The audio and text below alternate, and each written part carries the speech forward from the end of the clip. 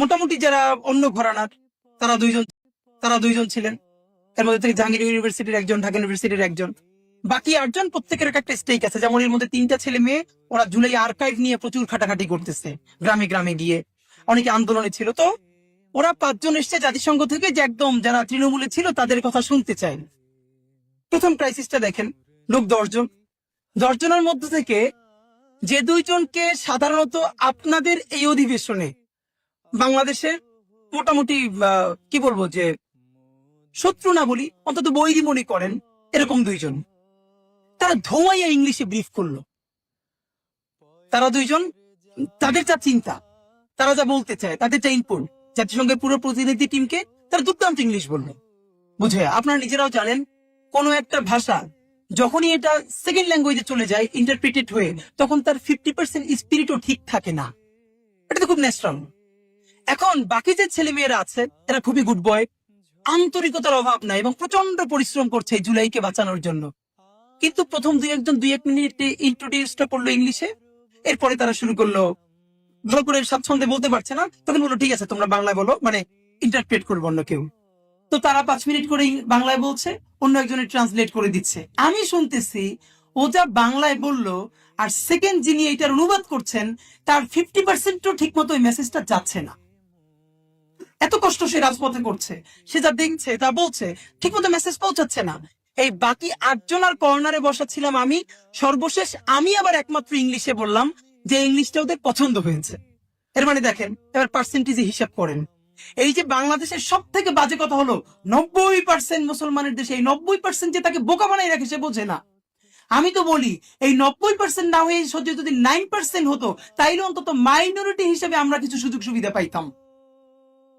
এখন এই 90%-এর গল্প করতে করতে সে কালচারালি 9% মাইনরিটি, সে পাওয়ার পলিটিক্স এর মাইনরিটি, কিন্তু সে নিজেই চিল্লাই বলে হ্যাঁ আমি 90%। ভাই 90% কোথায়, তোমার 9% স্ট্রিক কোথাও আছে? নাই তো। তো থাকার জন্য কি লাগবে? সেই স্কিল।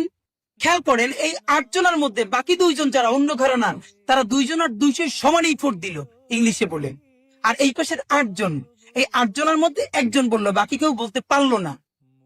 এর মানে হলো স্কিল ইজ দ্য প্রবলেম। আমাদের অনেক ভাই বোন আমরা যখন প্রোগ্রাম করি, এসে বলে ভাই লাগে জীবন দিয়ে দেব। এইটা যে কেউ হিপোক্রেসি করে বলে তা না, আসলে সে জীবন দিতে চায়। কিন্তু আল্লাহ তো আগে জীবন দিতে বলে নেই একবার। আল্লাহ বলছে আমওয়ালুকুম ওয়া আনফুসিকুম, আগে মাল দাও। মাল মানে কি? যার যেটা স্কিল আছে দাও।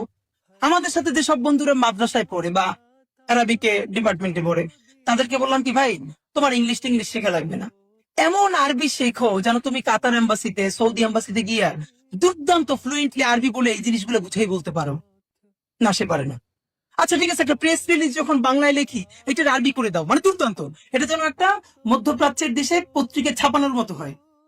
সে পারে না। আচ্ছা তাহলে যারা ইংলিশে পড়ে সব বাদ দাও, এই যে আমরা প্রোগ্রামিং গুলো করি, এইগুলো CNN, আল জাজিরায় পৌঁছানোর মতো নিউজ করা দরকার, অন্তত ওই ভাষায় 2-1জনের লেখো, কিচ্ছু লাগবে না, প্রেস রিলিজটা ইংলিশে করে দাও। সে পারে না। সব বাদ দিলে বাংলা একটা ব্যানার লিখতে গেলে 10টা বানান ভুল হয়। এই দেশের সকল মানুষ চায় প্রথম আলো বন্ধ হোক, আর এই বন্ধ হোক চাওয়ার কারণে প্রথম আলো টিকে থাকবে আরো 100 বছর। কোনদিন প্রথম আলো বন্ধ হোক বলে পারা যাবে না, অন্তত প্রথম আলোর এগেইনস্টে 10টা প্রথম আলো বানাইতে পারলে প্রথম আলো মানুষ কেনা বন্ধ করবে। সেইটা করে সে না কি করলো, সে প্রথম আলোর অফিসের সামনে গেল। এই অ্যাক্টিভিজম তো সে বোঝে না, এবং পুরো কোর্টটা এই সরকারকে বাধ্য করছে, প্রথম আলোর সামনে যারা গেছে সরকারকে বাধ্য করছে প্রথম আলো আর ডেইলি স্টারের পক্ষে যাইতে। কিভাবে আসেন? আপনার তো অ্যাক্টিভিজমের ন্যূনতম কিছু ধারণা থাকতে হয়। এটা একদিনে কোনো রেজাল্ট বই আনে না। আপনি কোনটা প্রথমে করবেন, তারপরে কি করবেন, তারপরে কি করবেন, উচিত কি ছিল? গত 15 বছরে ডেইলি স্টার, প্রথম আলো যাদের বিরুদ্ধে স্টোরি তৈরি করে, ন্যারেটিভ নির্মাণ করে করে করে করে তাদের জীবনটা জাহান্নাম বানাই ফেলছে সামাজিক ভাবে, এমন মানুষ আছে না? তারা আগে 10জন একত্রিত হবে, একত্রিত হয়ে এই যে এখানে অথবা প্রেস ক্লাবে সমস্ত রিপোর্ট গুলোকে, সেই ফিচার গুলোকে সামনে নিয়ে একটা প্রেস ব্রিফিং করবে। This is the intro. আচ্ছা এরপরে হচ্ছে না, এরপরে তারা সকল ডকুমেন্টেশন নিয়ে প্রেস ইনস্টিটিউটে যাবে একদিন তাদের বিরুদ্ধে মামলা করার জন্য। মামলা হবে না, কিন্তু তারা যাবে, আবার প্রেস মিট করবে। এরপরে তারা আদালতে যাবে যে আমাদের জীবন কিভাবে ধ্বংস করে দিছে, আমরা এর প্রতিকার চাই। এরপরও হবে না, এরপর বলবে আসেন প্রেস, আমরা ওখানে গেছি ওখানে গেছি ওখানে গেছি, কেউ সহায়তা করে না, এবার আসেন শাহবাগে দাঁড়াই। আপনি কারওয়ান বাজারে দাঁড়াবেন কেন? আচ্ছা গেছেন, ভালো কথা, কারওয়ান বাজারে দাঁড়াইতে। আপনাকে ইন্টারন্যাশনালি জঙ্গি বানাইতেছে, আপনার একটা ইংলিশ প্ল্যাকার্ড নাই কেন ভাই? আপনি ডেইলি স্টারের সামনে দাঁড়াইছেন, কি বিপ্লবটা করছেন? ডেইলি স্টারের সাইনবোর্ডটা সরাইয়া দিয়ে দিচ্ছেন দিল্লি স্টার। তো এখন কি দিল্লি স্টারের সেই সাইনবোর্ড আছে? আপনার তো মাইরে তামা তামা বানাই করছে, আপনি কোন ছাতাটা করতে পারেন নাই। আপনি করবেন কি? আপনার কেন সেখানে 20টা প্ল্যাকার্ড নাই ইংলিশ? বরং কি পোর্ট্রে করলো, রাজশাহীতে প্রথম আলোর সাইনবোর্ড নিয়ে যাচ্ছে, এবং সাইনবোর্ডটা এমন একজন নিয়ে যাচ্ছে যাকে আইএস এর সাথে ট্যাগ করার মতো চেহারা আছে। আমেরিকান এম্বাসিতে পাঠালো, এবং সরকার বাধ্য হলো প্রথম আলোর পক্ষে এবং ডেইলি স্টারের পক্ষে শুধু অবস্থান নিতে না, সেখানে ফায়ার ওপেন করতে। বাট আপনাদের এটুকুন বুঝতে হবে, এই সরকারটা ন্যূনতম আপনাদের সরকার, মানে আমাদের অভ্যুত্থানের ফলের সরকার। সে আমাদেরকে একনলেজ করুক না করুক, আমাদের সরকার না। তো এইটা যে ন্যূনতম আমাদের অভ্যুত্থানের ফলের সরকার, তার প্রথম প্রমাণ হলো আপনি, আমি, মানে যারা গেছে, আমি যাইনি, তারা তো প্রথম আলোর সামনে যাইতে পারছিলেন, আগে হইলে তো পারতেন না। তো এইটুকুন বুদ্ধি না তাইকে আপনি কি করলেন? আপনি সকল বল প্রথম আলোর মাঠে দিয়ে আসলেন। না পারলে আপনি চুপ করে বসে থাকবেন, আপনার এই কাজ করতে বলে কি? এই কথাগুলো বললে আমাদের ভাই ব্রাদাররা অফেন্ডেড হয়, মনে কষ্ট পায়। আপনাদেরকে কম বলি, আমার ঘরের লোকজন আরো বেশি বলি ভাই। অল্প কিছু ইহুদি দুনিয়া পাড়ায় বেড়ায়, আর মুসলমানরা আমরা শুধু মাইর খেয়ে চিল্লাই। স্কিল, এটার কোনো অস্বীকার করতে পারবেন না। 1 লক্ষ এমনি মানুষের চেয়ে 100 মানুষ স্কিল, এটা আপনি টিকবেন না কোনোদিন। আচ্ছা, এখানে এরকম 10টা লোক যে সিএনএন এ গিয়া দুর্দান্ত ভাষায় অথবা আল জাজিরা সেই ইংলিশে ট্যাকেল করবে, অন্যদের জবান দিবে, আরবিতে দিবে, দুর্দান্ত বাংলা বলবে, এই ফ্রেমিং গুলো বোঝে, ফ্রেমিং ধরা বোঝে। তো আপনি, মানে আপনি কার সাথে ফাইট করতেছেন? ফ্যাক্ট ইজ, আমাদের বাংলাদেশের দেশপ্রেমিক মানুষেরা তাদের এনিমিকেই চেনে না ভাই। মাঠে নামার প্রথম কাজ হলো শত্রু সম্বন্ধে সঠিক জ্ঞান জানা। আপনি তো আপনার শত্রুর স্টাডি করতে জানলেন না। আপনার শত্রু কে, তার পলিসি কি, সে কিভাবে এই পর্যন্ত আসলো। এবং এখন দুনিয়ার সমস্ত দায় গিয়ে পড়লো, প্রথম আলোর উৎখাত করবে কে? আমাদের দেশপ্রেমিক ভাইয়েরা দায়িত্ব দিয়েছে, আমার দেশ, আমার দেশ আসছে, ফাটাই ফেলবে, ছাতা ফাটাবে, কিচ্ছু করতে পারবে না। এই দায়িত্ব আমার দেশের। আমার দেশকে প্রথম আলোর ফাটানোর দায়িত্ব নিচ্ছে। আপনি, আমি, আমরা আরো কেন 10টা প্রথম আলো বানাতে পারি না? এই যারা বলে আমার দেশ খুব ভালো, পরের দিনই খুলে দেখে কি আমার দেশে একটা চলচ্চিত্র পাতায় বেগানা নারীর ছবি দিছে, বলে নাউজুবিল্লাহ বলে উল্টেই যায়।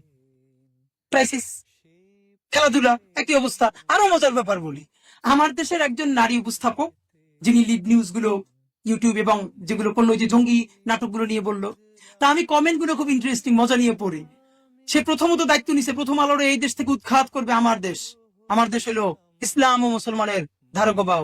একটু পরে দেখে কি একজন বেপরদা নারী সেখানে ভিডিওতে কথা বলতেছে, এখন নিচে বলে না না না, নারীর রাখা ঠিক হয়নি। এই বেটা, অন্যজনের পলিসি নারী রাখবে না কি রাখবে সেটা আপনি বলে দিবেন? আপনি একজন, যেমন আমরা এখন প্ল্যান করতেছি, আমাদের সামর্থ্য নাই, থাকলে আমি যেটা করতাম, একটা টি শার্ট পরা মেয়ে, সে আমাদের টক শো হোস্ট করবে আরবিতে। আর একটা একদম আমার মা আমার বোন যেভাবে চলে, একটা মেয়ে শুধু চোখ দুইটা খোলা, হাত মুজো, পা মুজো, সে দুর্দান্ত এটার উত্তর দিবে ইংলিশে।